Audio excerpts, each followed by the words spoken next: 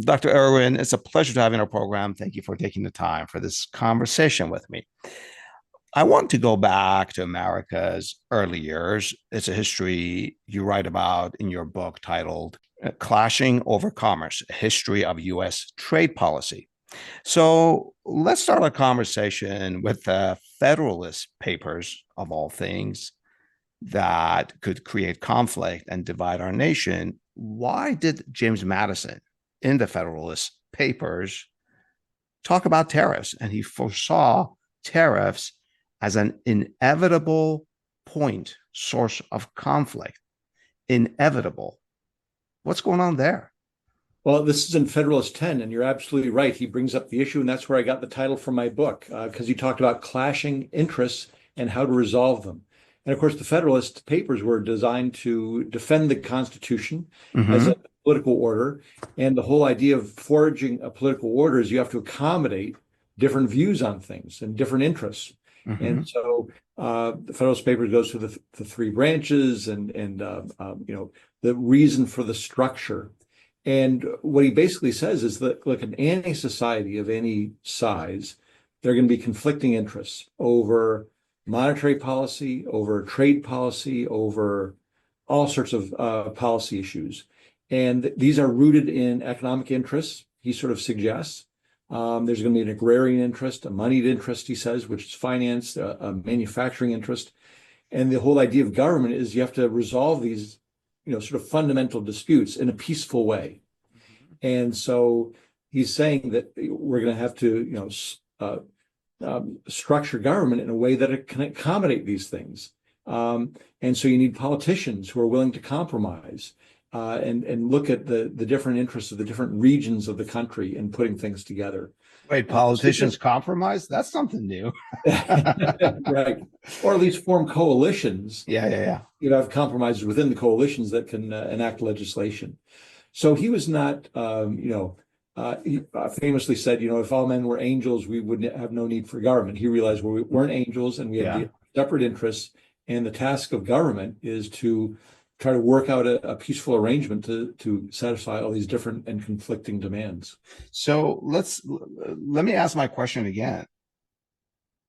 For such a small nation back in the 1700s, in fact, in the first several decades of the 1800s, for that matter, why would tariffs be such a big deal? An inevitable source of conflict of everything else that we had going on, slavery and where should the capital be, and all these other things.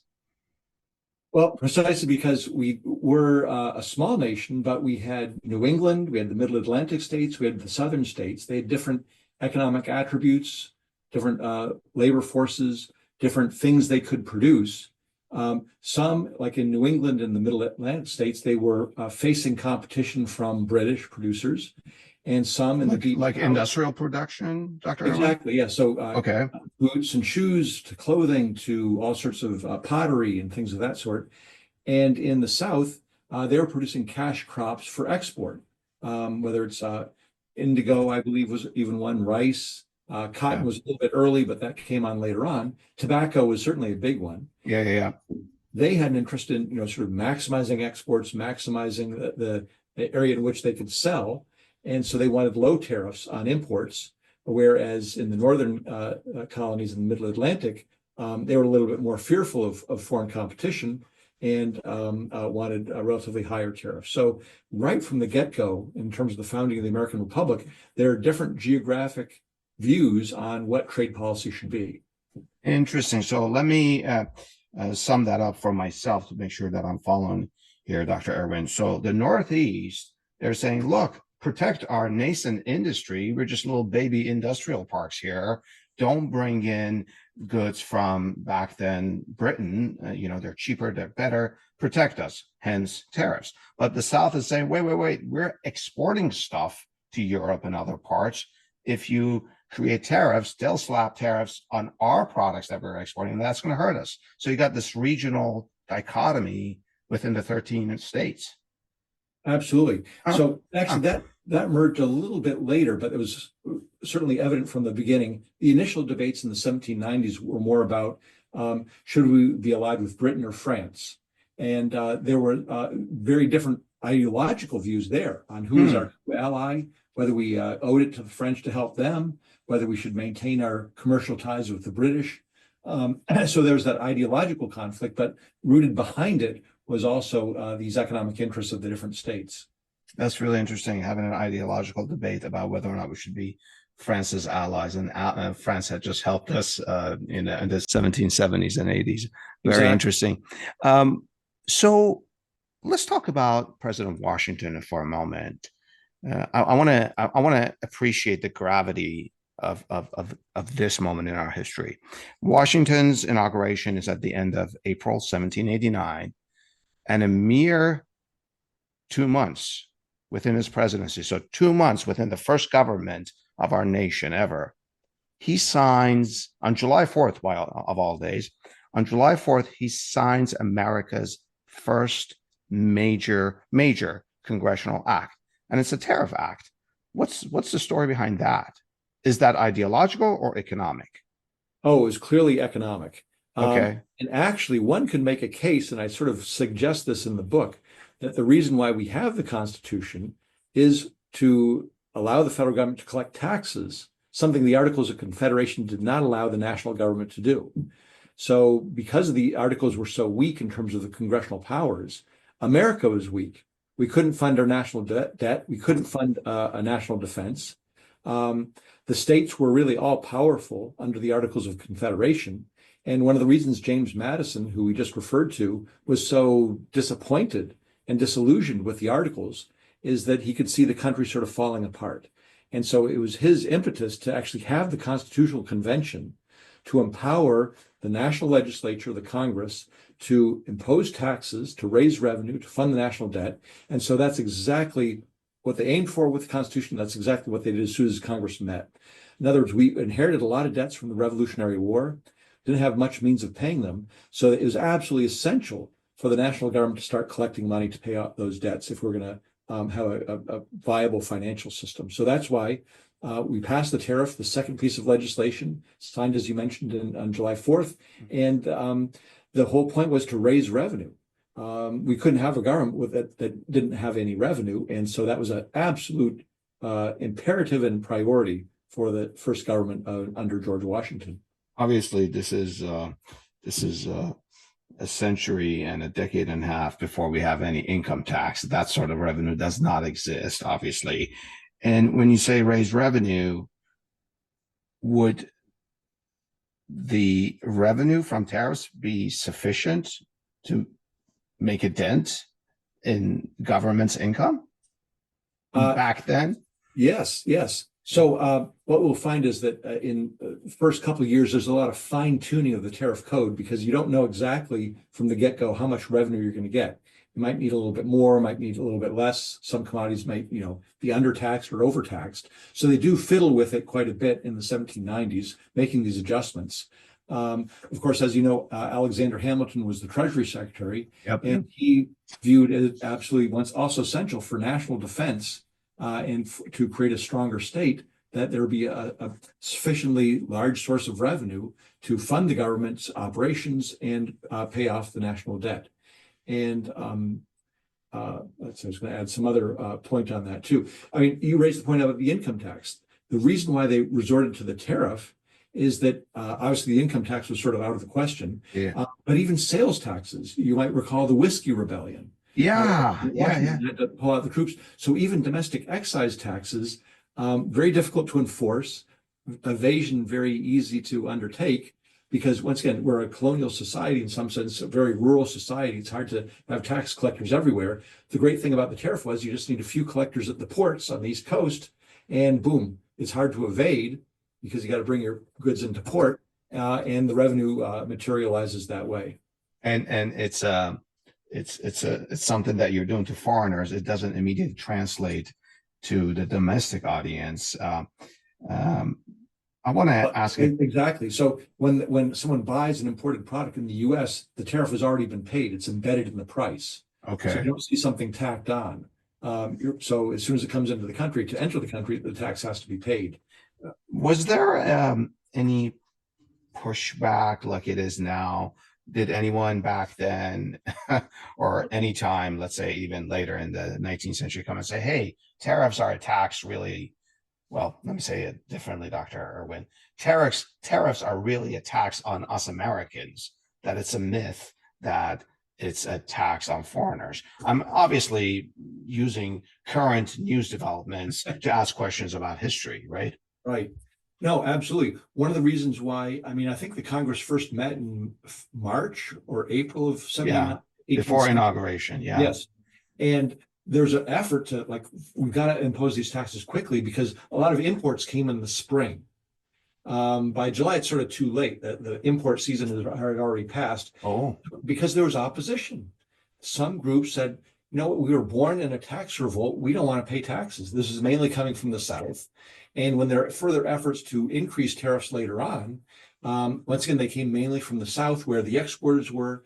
They viewed themselves as, you know, paying that tax, and they didn't want to pay that tax and strengthen the federal government. So right from the get-go, there was a debate. There's this clash over commerce, clashing over how high should the tariffs be. I'm so glad I asked this. So this argument or counter argument to tariffs is that tariffs are essentially a tax on the American people has been with us since the foundation of our nation. Absolutely. Yeah. Absolutely interesting. What sort of taxes were we talking? I'm sorry, what sort of taxes? That was a Freudian slip there, Dr. Irwin. What percentage tariffs are we talking about back then in 1789, 1790s? Well, I should know this off the top of my head. I'll have to give you a ballpark figure, but I think sure. about 20% or so, 25%. And they started out extremely pretty low and they went up further because, as I mentioned, there's a lot of fine tuning initially. But I think it's about anywhere from 15 to 25, 30% or so, somewhere in that range. And I asked you whether or not this was ideological or economic, and you said absolutely economic. So this was not targeted against one country, like i.e. France or, Britain. This was across the board to imports, right? Exactly. So I think the tariff code is very short back then, a couple dozen commodities with the tax rate with it. And it was levied not in a non-discriminatory way against all imports from whatever source. But very quickly in the 1790s with the French Revolution and Jefferson having different views than Hamilton over taxes and him favoring France over Britain, there was that ideological fight over should we put special taxes on British goods or British ships and favor France, or should we be neutral during this period? What was the outcome of that? Hamilton won. So Jefferson wanted to discriminate against Britain in favor of France. Yeah. He liked France. He viewed them as an ally.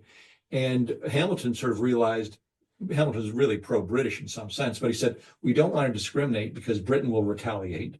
We don't want to discriminate because we need to continue our commercial ties with Britain. That's the funding source. Those imports are needed to pay for defense and pay for our debts. So we don't want to interrupt that by pissing off the British. And he convinced Washington that was the prudent course, and that's what our policy was. So we didn't target any one empire in particular at that time, and that's a good thing. Let's move forward a little bit. I'm very intrigued about this term, and I want to ask you about it. In the antebellum era, this term keeps on coming up in everything I've read, Dr. Irwin, and it's the following term: Tariff of Abominations. It sounds really interesting. What's the story behind that, sir? Well, that's a fascinating one, and one that really hadn't been told in the detail that I think I was able to provide. So this is in the 1820s. Actually, the tariff was passed in 1828, and it was really imposed for political reasons to humiliate one political faction against another. It had to do with the presidential election of the period, 1828, and Andrew Jackson against John Quincy Adams, and the Andrew Jackson forces want to humiliate John Quincy Adams by forcing him to veto a bill that raised tariffs to really high levels and go against his natural constituents. And so we're in the Northeast. Exactly. Yeah. Okay. So they went through all these political machinations. As it turned out, I can't remember which president, whether it was after the election, Jackson signed it or not. Have to go back and reread my own book. But it passed and went through. And so it was sort of viewed as this disaster. What they initially started this movement towards higher tariffs for just political reasons. They never expected to go through. And it did. And it's so after it was passed, it pushed tariffs to such high levels, about 60% on dutiable imports, which is like one of the two highest tariff peaks in American history. Its opponents later called it the Tariff of Abominations. And it stuck. We didn't have names for legislation back then. That sort of comes after the Civil War. So abomination sort of stuck as a label. Where did Southerners give it this name? Usually when I read about Southern literature, they have they use flourishes in the language they use. Let me see if I got this right, Dr. Irwin.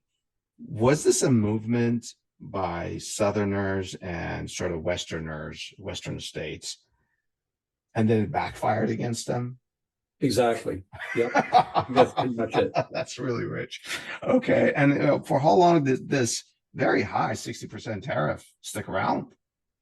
Well, it caused a huge conflict. In fact, American politics from 1828 to 1833, those 5 years or so, it was just, if we think tariffs are in the news today, that was what everyone was talking about back then. Because as you mentioned, it was a backfire. It was never supposed to be implemented. It was supposed to, humiliate one political side for political purposes. And the South was outraged. And of course, it had sort of instigated this whole process. Yeah. We thought if we pushed the tariff high enough, surely no one would like it. But it somehow got through, and they did all well, actually, this led to John Calhoun in South Carolina saying we're going to nullify this tariff.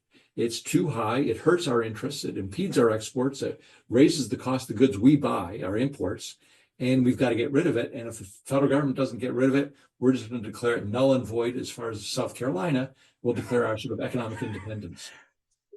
State nullifies a federal and national law. Exactly. Is that like, I don't know, a prequel, a presage to the Civil War? I mean, it is in a way, because what it led to it was sort of a trade policy conflict that led to a constitutional crisis. And you have Daniel Webster and others writing, states can't, veto laws, states can't determine what the laws are going to be. South Carolina had the nullification proclamation saying that was the case. And it really couldn't be resolved through the court of law. It had to be resolved through political compromise. And that's where Henry Clay, after much, almost leading to civil conflict, said we have to diffuse the situation. He became known as the Great Compromiser. And in 1833, they passed legislation to bring the tariff down in stages. Okay, well, that's a good thing. Otherwise, we would have had a civil war much, much earlier than the 1861 Civil War. I know that John C. Calhoun is sort of a historical lightning rod now with the cancel culture and all of that. They brought down his statue from the main square in Charleston. But I have visited many of I think his home and other places, and they have plaques that describes the nullification process. So for our audience, I really encourage you to visit Charleston and check it out. It's really fascinating. We mentioned the Civil War a couple of times. Dr. Irwin, when I think of war, I think of what? Blockade, embargoes, perhaps some sanctions. Did tariffs, did that play a part? I suppose, like, you want to get all the goods that you can in a war situation. So was tariffs a thing during the Civil War? Yeah, great question, and one that comes up a lot. Tariffs were definitely one of the other issue being slavery, of course. Tariff was one of the two issues that really divided the North and the South, and was a source of a lot of political conflict over the entire antebellum period. But some historians or some non-historians have said, it really wasn't slavery that caused the Civil War, it was the tariff. And I don't think that's right. The tariff dispute was most intense in this period we just talked about, 1828 to 1833. And then the South sort of won. It won with this compromise that brought the tariff rates down. Now, they did go up again in 1842, but the South won again in 1846 when James Polk was elected, and we had Robert Walker as the Treasury Secretary, who brought tariffs down to very low levels, only about 20% on average, almost a flat tax. So in the 1850s, when there's a debate about the Missouri Compromise, what have you, tariffs were not really on the agenda. The tariff dispute had been won by the South by and large.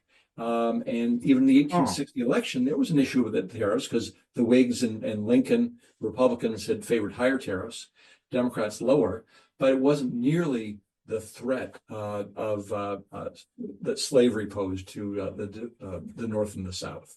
So yes, the North and South had always disagreed about the tariff, but the conflict had really, on that issue, had diffused quite a bit in the 1840s and 50s. Which really puts slavery in the forefront Exactly. For the Civil War. I want to talk about another American historical epic that, going back to our high school days, is one of the big periods that we students learn about, and that's the 1930s. It's a huge decade. A lot happens, and you've written 2 books about that period. One is Trade Policy Disaster: Lessons from the 1930s.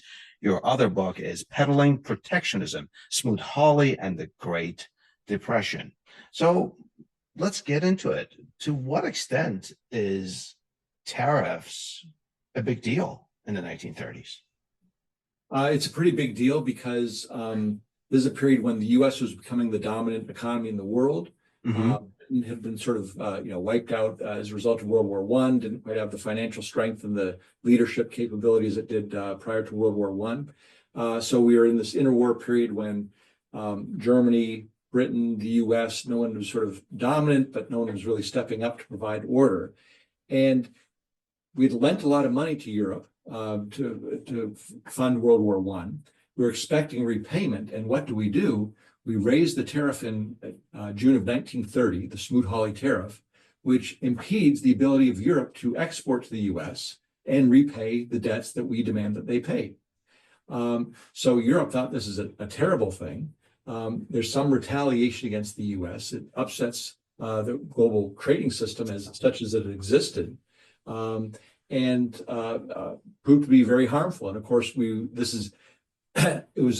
Congress started considering the Smoot-Hawley tariff before we went into the Great Depression. By the time it's actually making its way through Congress, we're already sinking into a recession. This starts a trade war and puts trade on a downward spiral. And so while no one thinks that it caused the Great Depression, there's a debate about how much it exacerbated the Great Depression through contracting world trade, impeding the ability of Europe to pay off its debts, and what have you. And it sort of intensified the conflagration of the Great Depression in the early 1930s, which of course sort of led to fascism, at least in Germany and some other countries, political extremism, more fragmentation of international relations, and just made the 1930s this horrible decade. Wow. And somehow it all connects to tariffs here. Wow, that's pretty amazing, and a little bit frightening, actually, since tariffs is on the news right now. I want to ask, just to clarify, tariffs weren't responsible for the entire disaster. Yeah. But once again, it wasn't very helpful. It didn't move things in the right direction. Yeah. As the economy was teetering on the brink of sort of collapse, it didn't really nudge it to the right side. It nudged it to the wrong side. I have 2 follow-up questions on this. You said Smoot-Hawley, 1930. So this is during Hoover's presidency. Right. Did FDR change that? Was it? Yes, he did. Okay. So first of all, tariff was a little bit of an issue in the 1932 presidential election. Roosevelt said Smoot-Hawley was a disaster, it hurt farm exports and what have you. Hoover would then challenge him and say, okay, would you get rid of it and expose our manufacturers to foreign competition? Roosevelt didn't want to admit that, so he sort of waffled a little bit. But what they did do is in 1934, the second year of the Roosevelt administration, they passed something known as the Reciprocal Trade Agreements Act, which delegated congressional powers over trade policy to the president to reach trade agreements to reduce tariffs. So the idea was, we don't want to unilaterally get rid of Smoot-Hawley. All these trade barriers have risen around the world as a result of the trade war of the early 1930s. We have to start negotiations with other countries to bring down these barriers, both in the U.S. and abroad. And so the president is authorized to undertake such negotiations. And would those negotiations later have to be ratified by Senate almost like a treaty, or was that it? The president negotiates and it's done. The latter. So at least initially, later on in the post-war period, agreements would have to go back to Congress. But initially, the president was authorized just to declare lower tariffs if other countries had these agreements. But the president was still kept on a short leash because the negotiating authority was only extended for about 2 to 3 years. So that the president could reach some negotiations and some agreements, but then you have to go back if you wanted to do more. And if you didn't do well, or Congress didn't like what you had done, they would have restricted your power. So we didn't do too much that Congress didn't objected to because Congress ultimately held the cards. Yeah.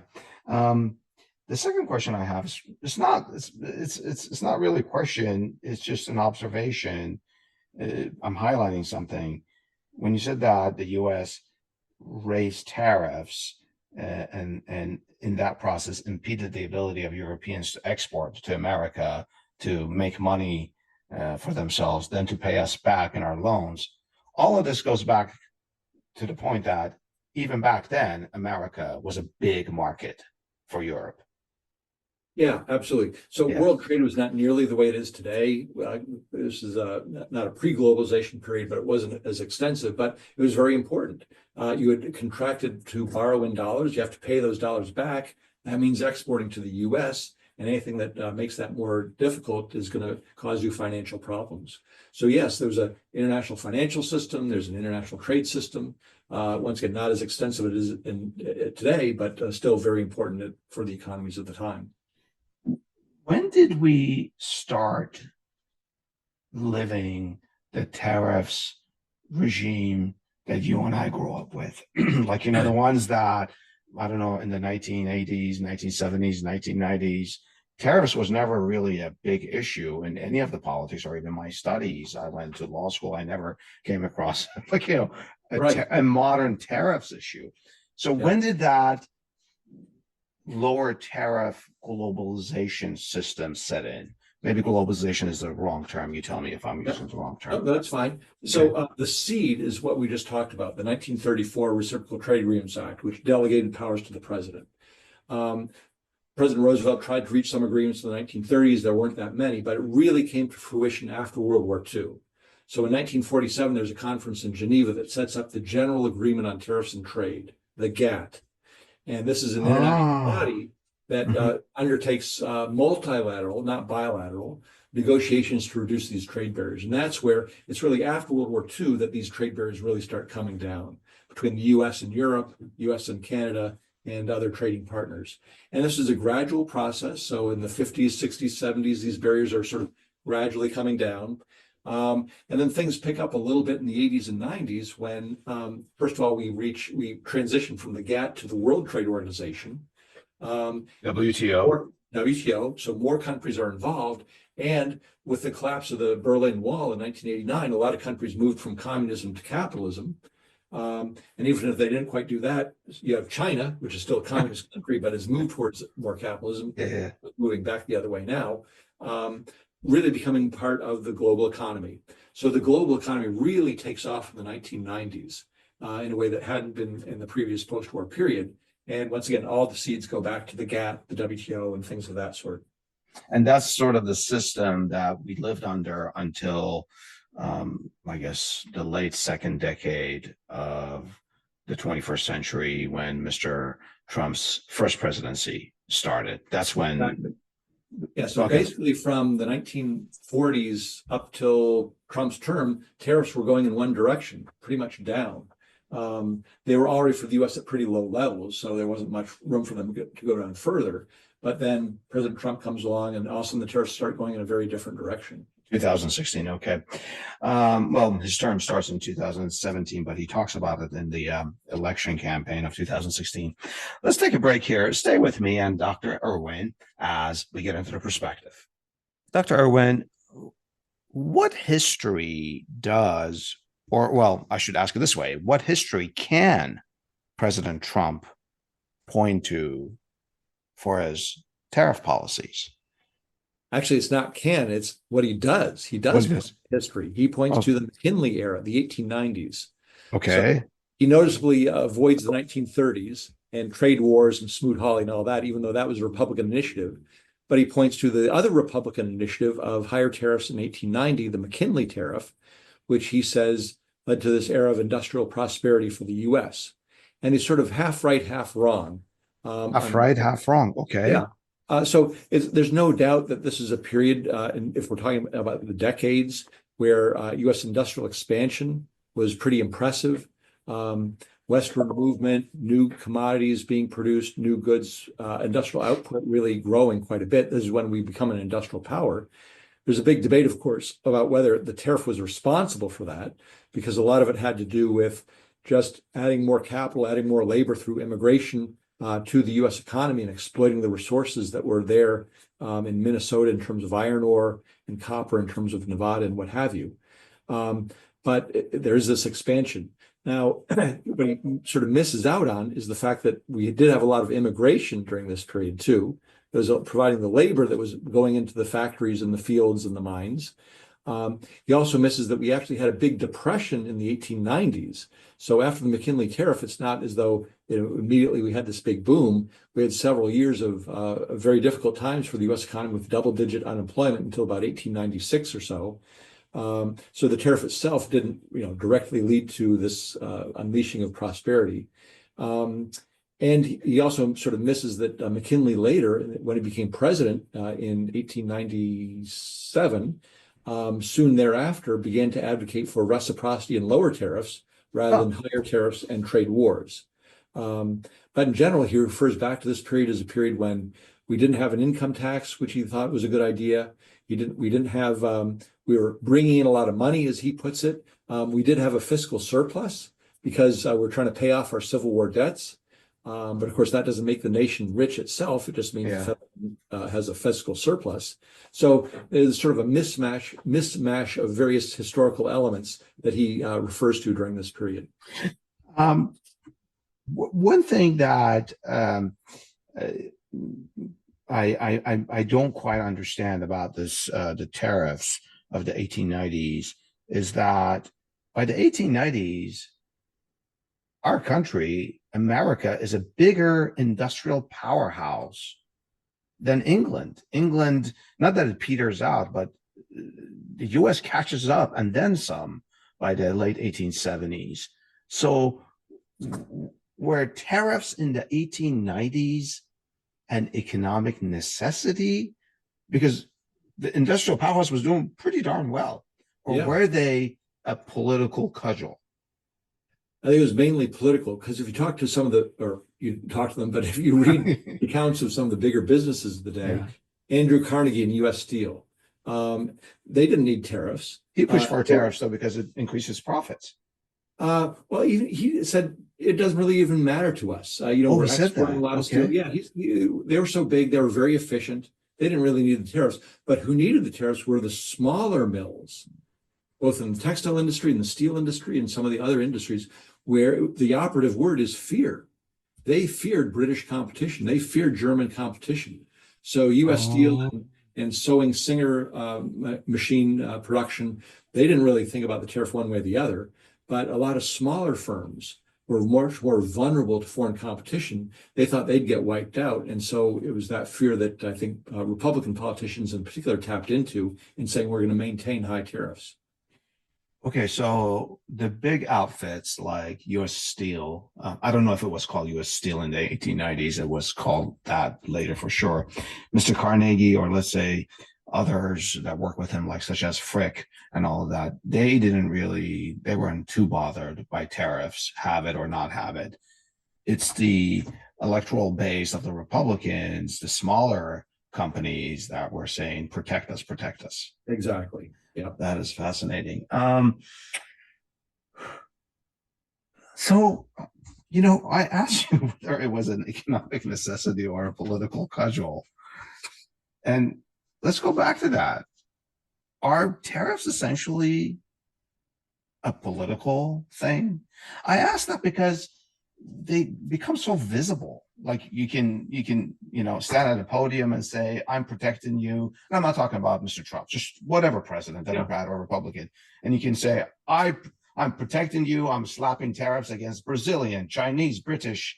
It makes a big boom, right?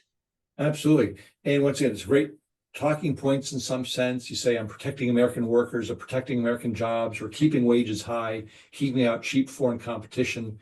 And I think what most economists or economic historians who've looked at this period have sort of suggested or learned or infer from the period is trade was a pretty small share of the US economy.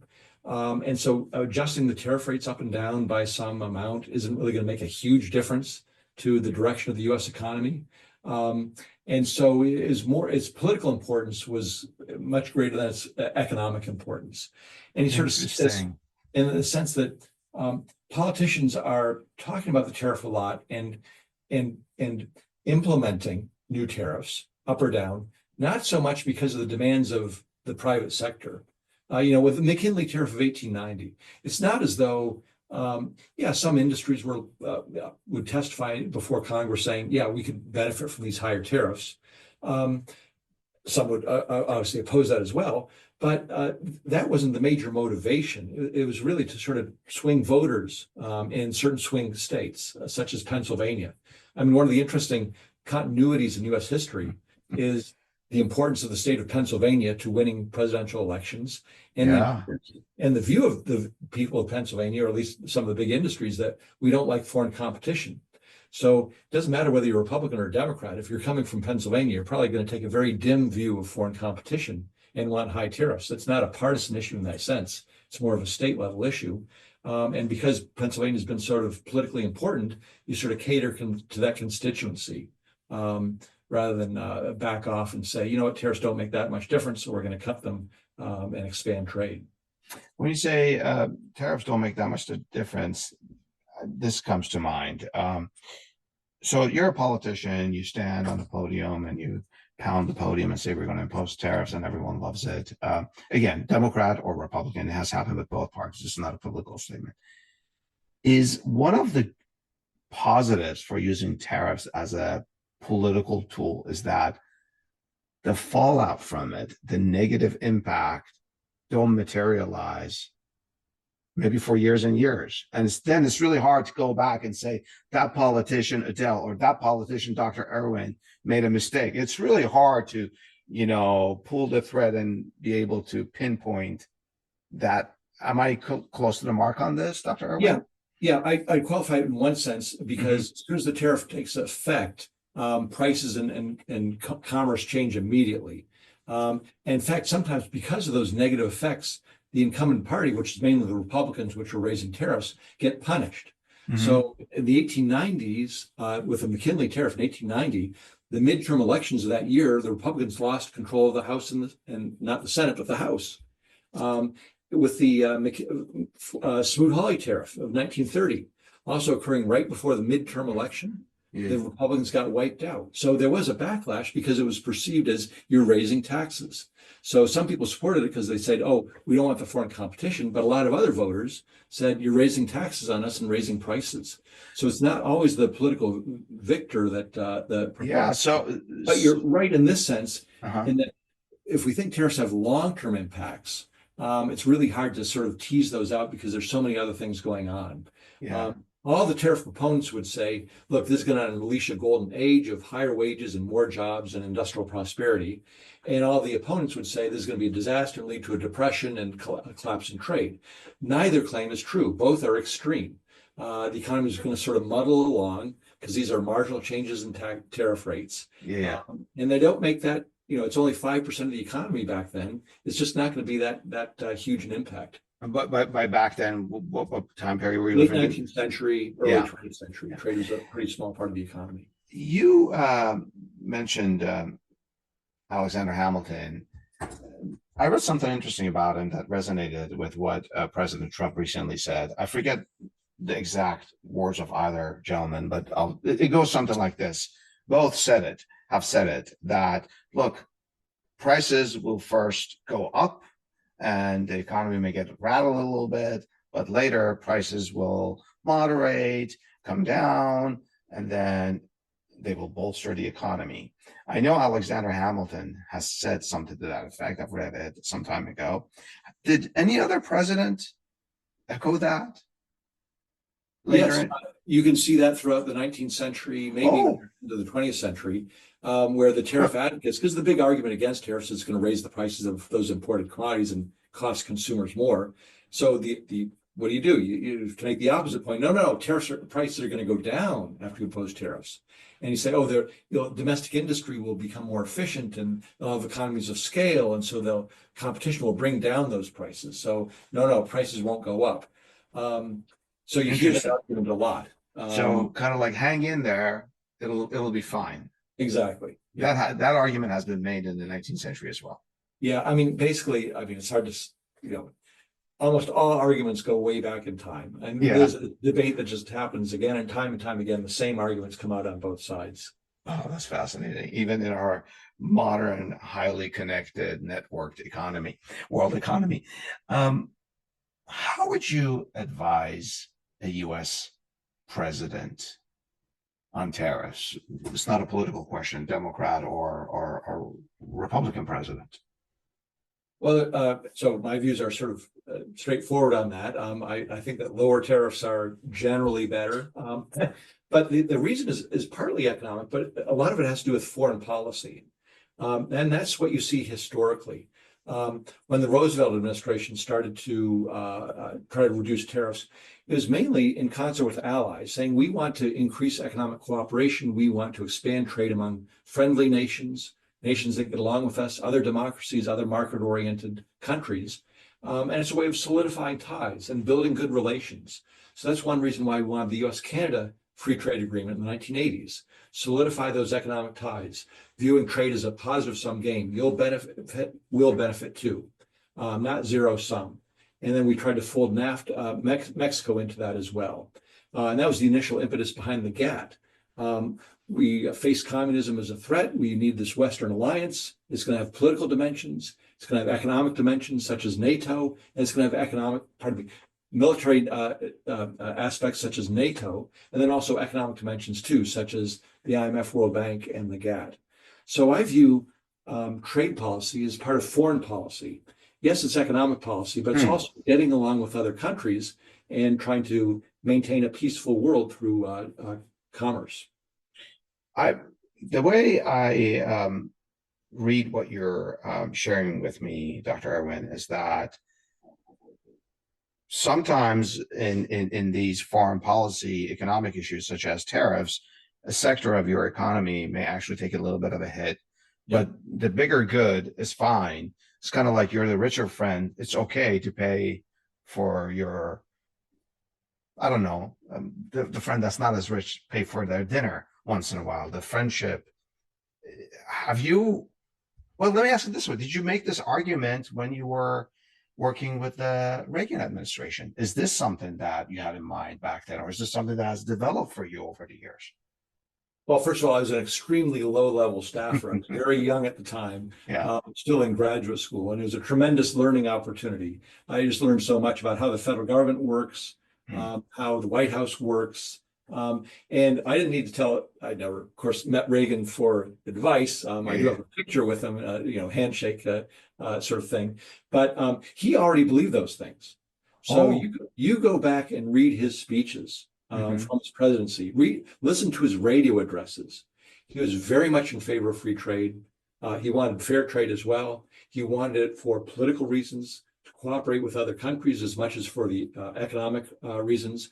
He had lived through the Smoot-Hawley tariff and the trade wars and the Great Depression in the 1930s, and he linked them and explicitly said in many of his radio addresses, I'm going to veto any protectionist legislation because it will harm our foreign relations, it'll harm our national security, and it'll harm our economy. It's not good for the U.S. So read his speeches and what his statements, he was there, where before I was born. And the two Bushes, Bush Senior and George W. Bush, didn't divert from that. No, not really. Yeah. And partly, I think with the senior Bush, there's a whole generation of Americans that came out of the Great Depression and World War II, convinced that the U.S. had to be a leader in the world economy. And the way to be a leader is to open up markets and spread prosperity. That protectionism, just as isolationism, had failed in the 1930s. And I think what we're seeing today, in some sense, is that generation has passed from the scene. Those both Republicans and Democrats were sort of on board. There was a post-war consensus, bipartisan, in favor of cooperative trade agreements with other countries and lower tariffs. That's sort of been frayed now in this post-Cold War period. And perhaps we feel that, militarily speaking, at least, we're so dominant, we don't necessarily need friends. And maybe this is not something that we cerebrally sort of think about. Maybe it's something that some people viscerally feel. Maybe in 1976 or 1981, they didn't feel that with the Soviet menace hanging over us. But now that I bring this up because you were saying how tariffs is foreign policy. Maybe they don't really see that now, huh? Well, here's what's changed, of course. It's China. So we viewed China as a potential threat. And so we're saying, well, we can't have free trade with China. I mean, during the Cold War, no one was saying, oh, free trade's so great, let's have free trade with the Soviet Union. Oh, no, that is trade alliances are built through these trade agreements. Now we had this period, this unipolar moment, as some people call it, in the 1990s and early 2000s, when geopolitical tensions were really in abeyance. Russia was just trying to stabilize. China was just trying to get rich. No one posed a threat to us. We were militarily dominant. Yeah. Now I think we're being challenged by China. They're no longer on board with sort of a Western-led international order. And so now that's why we're rethinking free trade. We can't have free trade with the world. We have to exclude China because they're not on the same page with us anymore. They pose a threat. So it's precisely the reintroduction of national security that is getting us to rethink trade policy.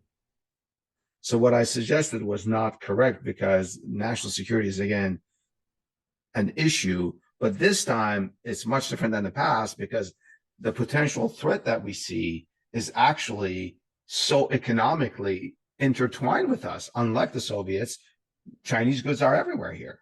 That's precisely it. Is we were never economically integrated with the Soviet Union. So there's no disintegration that took place. It's just we resisted integration with them. But now we're in a place, because of the 1990s and the 2000s, we got integrated with China. Then they sort of became a threat, and now we're trying to disintegrate that relationship, and it's costly to do that. And perhaps it behooves us to go back and reinforce our friendships with Western Europe and any others, so that we can withstand any economic fallout from tariffs and trade wars with China. One would think that those alliances become more important, not less important, now in this dangerous world, and that we wouldn't want to alienate our Asian and European allies with trade wars at the moment. Has the administration contacted you for this to talk about it? Absolutely not. Dr. Irwin, thank you so much for educating me and our audience. And to our audience, if you know of any history that could provide more perspective from the past on this subject, please share it with us and tell us what's your perspective. Thank you so much, Dr. Irwin. You're welcome.